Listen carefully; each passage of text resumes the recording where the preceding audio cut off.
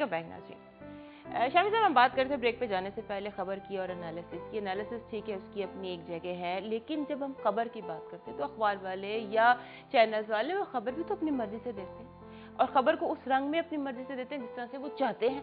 यानी कि आपकी जो राय है वो मेरी खबर बन जाती है। ये नाइंसाफी नहीं है रीडर के साथ?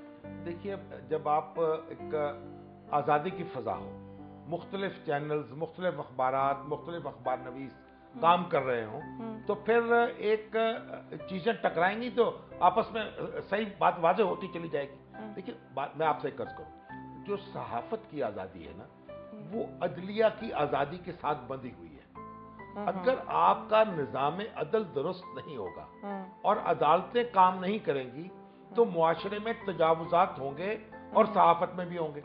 सहाफ़त में भी जो आज़ादी है, आपकी आज़ादी जो है वो मेरी आज़ादी को सलब नहीं कर सकती। आपकी आज़ादी का मतलब ये है कि मैं उसका एहतराम करूं। सही बात है। तो लॉ ऑफ डेफेमेशन जो है, जब तक वो मजबूत ना हो और उसका खौफ ना हो लोगों को और अदालतों के जरिए से वो नाफिज ना किया जाए, उस वक्त तक आप सहाफ़त को उस मयार पर नहीं ले जा सकते जिस पर के दुनिया में मयार देखा जाता है। तो फिर सिंपल सी बात तो ये हो गई ना कि ये जो हमारी सहाफत है, ये जमहूरियत के बगैर पनप नहीं सकती, ना जमहूरियत सहाफत के बगैर पनप सकती है। जमहूरियत को तो सहाफत ने एक फरोग दिया है और जमहूरियत के बगैर सहाफत, आजादी सहाफत का क्या तस्वर है? कोई तस्वर नहीं है। तो जमहूरियत तो होनी ही चाहिए। जमहूरियत तो पानी की तरह है, अगर पानी नहीं होगा मछली कहां होगी? तो जमहूरियत के बगैर आजादी सहाफत का तस्वर नहीं है और अदलिया के बगैर भी किसी जमहूरियत का तस्वर नहीं है। जहां आजाद अदलिया नहीं होगी वहां जुल्म होगा, जबर होगा। तो अब आप देखें, मुझे तो ये अब मैंने देखा है, ये जो अब अदालतों ने सुओ मोटो नोटिस लेने शुरू किए चीजों की और एक सूरत हाल बेहतर हो रही, मैं तो अब देख रहा हूं कि बाज अब इसको भी एक्सप्लॉइट किया जा रहा है। कई डमी अखबारात में देखता हूं, उसमें तरह तरह की खबरें लगाई जाती हैं, फिर कोशिश की जाती है कि जनाब चीफ जस्टिस साहब नोटिस ले लें। जब नोटिस लेते हैं तो फिर ये अपनी सुर्खियां लगाई जाती हैं। अब लोगों को ये बताया जाता है कि हमारी खबरों का चीफ जस्टिस नोटिस लेते हैं। तो ये भी एक अजीबो गरीब सी एक ब्लैकमेलिंग की एक्सरसाइज हो रही है। तो ये लेकिन अदलिया को अभी ये बात देखनी चाहिए और सहाफत को भी और इंतजामिया को भी। जब सारे काम नहीं करेंगे ठीक तरीके से, फिर उस वक्त तक काम नहीं चलेगा। अच्छा, बात को मैं इस सहाफत पर ही रखना चाहती हूँ। अगर हम बात कर रहे हैं खबर की, एनालिसिस की, राय की, ओपिनियन की, तो ये जो इन्वेस्टिगेटिव जर्नलिज्म है ये कहाँ गया? आपको लगता है कि कोई इन्वेस्टिगेटिव जर्नलिज्म हो रहा है हमारे यहाँ? या अब मैं एक रूट वर्ड यूज करने लगी हूँ कि इन्वेस्टिगेटिव जर्नलिज्म हो रहा है या लिफाफा जर्नलिज्म हो रहा है? क्या कहेंगे आप? लिफाफे वगैरह तो अब बड़ी पुरानी कहानी रह रही है। देखिए बात क्या है, लिफाफे मोटे होते चले जा रहे हैं ना। नहीं, अब आप देखें, एक अखबारात में और इलेक्ट्रॉनिक मीडिया ने खासतौर पर सैलरी स्ट्रक्चर्स जो हैं वो तब्दील कर दिए। डिमांड स्ट्रक्चर भी तब्दील हो गया। अखबारात की जो सैलरीज बेहतर हुई हैं, हालात कार बेहतर हुए हैं। अब वो थोड़े के 10-10, 20-20 रुपए, 100-100 रुपए के लिफाफों की कोई अहमियत नहीं है। वही तो कह रही हूँ, डिमांड भी बढ़ गई। नहीं, उस वक्त साथ तो देखें, क्योंकि बहुत से लोग एक काम कर रहे होते हैं, अगर एक गलत करता है दूसरा उसकी सही करने वाला मौजूद है। और तीसरी बात मैं आपसे ये अर्ज करूंगा कि ये जो इस वक्त हमारे इलेक्ट्रॉनिक चैनल्स हैं और जो मीडिया के लोग हैं, अब ज्यादा बेहतर तरीके से इन्वेस्टिगेटिव जर्नलिज्म की तरफ जा रहे हैं। अब हमारे प्रिंट में भी ऐसी खबरें बहुत सी छपती हैं। अभी देखिए आप, ये चीफ जस्टिस थे साबिक अब्दुल हमीद डोगर साहब, उनकी बेटी का केस जो था नंबरों का, तो एक ही सहाफी है जो ये सब काम करे चले जा रहे हैं। हुआ तो है ना, हुआ तो है, लेकिन वो एक सहाफी है ना। और कितने सहाफी हैं टोटल? आप एपी नेक्स्ट के सदर, आपको पता ही होगा कि पाकिस्तान में कितने सहाफी हैं। दूसरे लोग भी ये काम कर रहे हैं। अब चाहिए इसी तरीके से जो इलेक्ट्रॉनिक मीडिया है उसको भी सिर्फ मनाजर कशी करने की बजाय या जो वाकयात हो रहे हैं उनकी तस्वीरें बनाने की बजाय अब इन डेप्थ चीजों पे देखना चाहिए और इन्वेस्टिगेटिव जर्नलिज्म की तरफ जाना चाहिए। मुख्तसरन मुझे बताइएगा, जो हमारा मीडिया है अब इसे कितना मैच्योर पाते हैं? अब मीडिया को आए हुए करीब 10 साल हो चले, एक डेकेड हो चला। डेकेड में तो एक बंदा मैच्योर हो जाता है ना। Do you think this media is a mature media? हाँ, मेरा ये ख्याल है पहले से बहुत मैच्योर है और वक्त जो गुजरता जाएगा मैच्योरिटी में इजाफा होता जाएगा। देखिए, और मैच्योरिटी एक ऐसी चीज है जो घर में बैठ के नहीं आती। ये वो किसी सिख ने कहा था ना कि जब वो स्विमिंग पूल में गया, उसको डुबकियां लगी, तो उसने कहा जब तक मैं तैरना नहीं सीखूंगा तालाब में नहीं जाऊंगा। तो इसका मतलब वो कभी नहीं सीखेगा। तैरना सीखने के लिए आपको तालाब में आना पड़ता है। तो अब ये मीडिया जो है अपने तजर्बे की वजह से मैं ख्याल है कि रोज बरोज मैच्योर होता जाएगा। जो हमारे अखबारात हैं इनके बारे में, क्योंकि आपने 5 साल की उम्र से अखबार पढ़ना शुरू कर दिया था, तो अब तक आप अखबार पढ़ रहे हैं, किस तरह से आप इन दो अदवार को कहेंगे कि मैच्योर हुआ हमारा अखबार? देखिए, तब्दीली तो बहुत आई है। ठीक, एक जमाने में पॉजिटिव नेगेटिव तब्दीली तो तब्दीली होती है। तब्दीली एक जमाने में तो अखबार सिर्फ काली स्याही से लिखे जाते थे, उन पे आपको याद होगा एक दिन बाद की खबर, एक दिन बाद की तारीख होती थी। लेकिन आज का जो अखबार है ना, वो से लोग इबादत की तरह पढ़ते थे, उन नजरियात से उस वक्त जुबान के ऊपर बयान पर ज्यादा जोर था। लेकिन अब जो नजरिए पे भी था शामी साहब, उनकी एक वैल्यू तो नजरिया तो जाहिर है कि होगा, इंसान जब होगा तो उसका नजरिया भी होगा। लेकिन मैं ये अर्ज करना चाहता हूँ आपसे, इंसान होगा नजरिया और उसका नजरिया होगा, ये बात जो है ना ये बड़ी आपने डिबेटेबल कर दी है। मुमलिकत हमारी है, उसका एक नजरिया है। मुमलिकत का तो है, इंसानों के नजरिया बदलते क्या होती है, इंसानों से बनती है ना, कोई हवा में तो नहीं होती।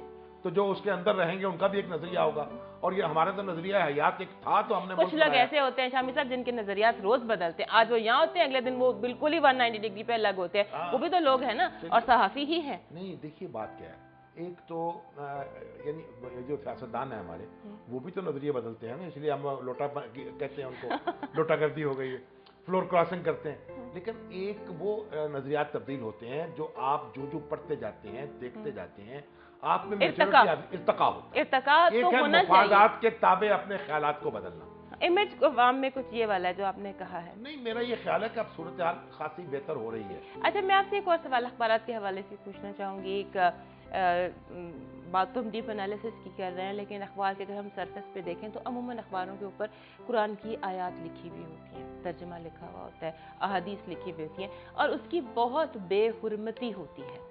पाँव के नीचे वो आती हैं, हमारे रोटी लगाकर उसमें देते हैं, और अक्सर उसे हम कूड़े से उठाते हैं उन आयात को। तो इसको आप कैसे देखते हैं, क्या ये होना चाहिए? देखिए, कई हमारे यहाँ भी ऐसे क़ारीन हैं जो इस तरह की चिट्ठियाँ लिखते रहते हैं, इस तरह की तहरीकें चलाते हैं। मैं उनसे अक्सर कहता हूँ कि देखें, बात क्या, आप कभी हज करने गई हैं या उम्रा करने गई हैं? वहाँ कुरान करीम सराहने रख के लोग लेटे हुए होते हैं और इस तरफ बैठे हुए होते हैं। अदब जो है, अदब ये है कि हम उन चीज़ों पर अमल करें जो कुरान में लिखी हुई। अदब ये, अगर हम उनकी अशात बंद कर दें अपने अखबारात में, तो इसका मतलब ये होगा लोगों को चाहिए कि वो एहतियात के साथ वो औराक संभालें और उनकी बेअदबी ना होने दें। लेकिन बेअदबी ना होने की वजह से या बेअदबी के खौफ से हम अखबारात में ये चीज़ें छापनी बंद कर दें, वो ज़्यादा बड़ा नुकसान होगा। तो रत्ब आपस के लिए तो नहीं है अखबारात। इसलिए अक्सर जब लोग मुझे शिकायत करते हैं, मैं उनसे कहता हूं कि आप इसमें न जाएं, आप अदब करें, कुरान का अमल करके उसमें। आप शामी साहब सहाफ़ी हैं, टुवर्ड्स द एंड मैं आपसे एक सवाल पूछना चाहूँगी। हमारी सियासत का जो बुनियादी एक प्रॉब्लम है कि हमारे जो सियासतदान हैं ये पॉलिटिकली रिसाइक्लेबल हैं। एक ऐसे ज़ीरो पॉइंट पर आते हैं अपनी शोहरत के कि इनको मुल्क बदर होना पड़ता है या फांसी देना पड़ती है, लेकिन दोबारा वो उसी फोर्स से वापस आते हैं। क्यों? प्रॉब्लम उनके साथ है या अवाम के साथ? देखिए, सवाद एक तगैर को है ज़माने में। अच्छा, ये कहा ना, अब तब्दीली लोग चाहते हैं। अब देखिए कैसा होता है, लेकिन वही रिसाइकिल होकर वापस आ गया, वो तब्दीली हो गई, ठीक हो गई। होता है जमहूरियत में, देखिए ये इनकलाब है जो इसकी आपने बड़ी ख्वाहिश जाहिर की थी ना, जो लोगों को तहकीक करता है और उनको उनसे जिंदा रहने का हक छीनता है। जमहूरियत इसका नाम नहीं है। वहां तो आज एक जमात से लोग अगर मुतमईन नहीं है, वो हार जाएगी इलेक्शन में, अगले इंतखाबात में फिर उसे मौका दे देंगे। तो आप जितनी भी जमहूरियतें हैं आप देखें, कभी एक पार्टी जीत रही है, कभी दूसरी पार्टी जीत रही है। जायज है, इनका रिसाइकिलेबल होना जायज है, इन्हें इर्तकाई हम आंकते रहे। यही एक खूबी है। ये जमहूरियत की खूबी है कि यहाँ लोग अपने तजर्बात से, अपनी खामियों से सीखते हैं, उनको सीखने का मौका मिलता है और लोग भी उनको परखते चले जाते हैं। परखने के बाद अगर नतीजा हर दफा एक ही निकले तो क्या करें? हर दफा एक नतीजा निकल नहीं सकता, ऑलमोस्ट निकलता है, ये किताबी बात है। चलिए शामी साहब, आपसे आखिरी सवाल। आपने बड़ा लंबा जो देखा वक्त सहाफत का, बेस्ट सहाफी कौन था आज तक? किसको आप समझते हैं कि वो असल, जिसे हम सहाफी कहते हैं, एक पर्सोनिफाइड सहाफी, किसको कहेंगे आप? देखिए, ये बड़ा एक मुश्किल सवाल है कि मैं समझता हूँ हर वो अखबार नवीस जो अपने फ़राइज़ पूरी तनदही के साथ और अमानत के साथ और दयानत के साथ अदा करता है, उसे आप बेहतर अखबार नवीस कहेंगे। हम कोई एक नाम तो होगा ना। मौलाना जफर अली खां को समझते हैं कि उन्होंने यहाँ एक आज़ादी जो है उसकी फ़ज़ा पैदा की, इस बर्रे सगीर में उनकी बहुत बड़ी खिदमत है। उसके बाद हमारे अपने दोस्तों में भी देखिए सलाहुद्दीन साहब थे, हमारे साथ हमारे अल्ताफ़ हसन कुरैशी साहब हैं, दूसरे दोस्त हैं जिनसे हमने बहुत कुछ सीखा है, और फिर मजीद निज़ामी साहब हैं जिनकी बड़ी इज्जत है। तो ये बहुत से लोग हैं जिनको आप कह सकते हैं, लेकिन आप किसी एक के बारे में ये कहें कि वो कोई मिसाल बन गया है, तो किसी एक फर्द का नाम लेके बाकियों की हक तलफी हो जाएगी। आपका फेवरेट कोई, आपका पसंदीदा जिसे आपने पढ़ा हो हमेशा?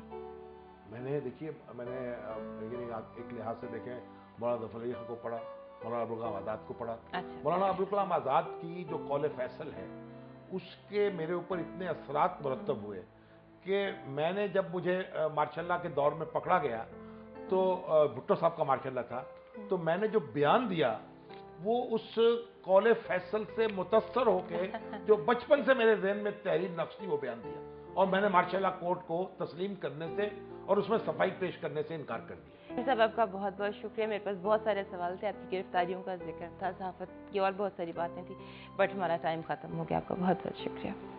नज़र, ये था हमारा आज का प्रोग्राम। इसमें हमने बहुत सारी बातें की, जैसे कि मैंने प्रोग्राम में के शुरू में कहा था कि सहाफ़त का एतबार सियासत से। एक वक्त था जब हमारे यहाँ बहुत सारे, जिसे हम कह सकते हैं सायादार दरख्त थे, जिनमें बहुत सारे नाम थे। नवाबज़ादा नसरुल्लाह साहब जो कि सबको इकट्ठा करते थे, मौलाना ज़फ़र अली ख़ान साहब जो कि उम्मीद की किरण थी, और बहुत सारे नाम शामी साहब ने लिए जिनको कि हमने आज याद किया। आइए उम्मीद करते हैं कि ऐसे बहुत सारे चेहरे, ऐसे बहुत सारे नाम आइंदा नस्लें भी हमारे दौर के हवाले से ले सकें। इसके साथ ही मुझे और मेरी टीम को इजाज़त दीजिए। अल्लाह हाफ़िज़।